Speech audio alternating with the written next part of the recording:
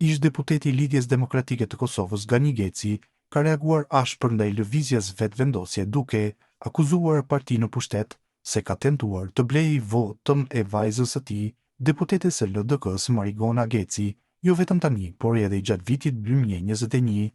Në një lidhje direkte në emisionin Debat Plus, Geci tha se nuk pranon asnjë ofertë politike në këmbim të votës dhe se mbetet besnik ndaj vlerave të Lidhjes Demokratike të Kosovës.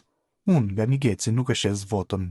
Kanë provu edhe ata para këtyne edhe këta, jo vetëm një herë, por edhe në vitin 2021, më kanë çuar njerëz në shtëpi që unë në këmbim të posteve politike të shes votën e qytetarëve të Republikës së Kosovës, që e kanë dhënë për Lidhjen Demokratike të Kosovës fillimisht, tha Geci. Ai akuzoi vetëvendosjen për hipokrizi politike duke e krahasuar qasjen e saj me atë që dikur e kritikonte te ish presidenti Hashim Thaçi.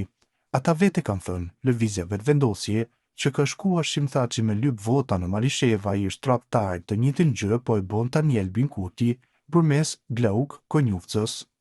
Përmes atyne sejmeneve të vet nga Prizreni, shitblerjen e deputetëve e kam ndalë me një besnik e ri për votën që e kanë dhënë qytetarët, shtoi ai.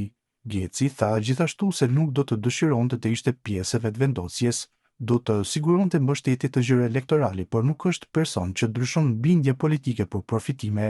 Unë me dashte di që 100.000 vota i marrë në vetëvendosje, sepse aty i marrë 100.000 vota që si një askush, që si një as baba i vet, por unë jam ai që nuk e ndërroj bindjen politike, përfundoi Motej Geci.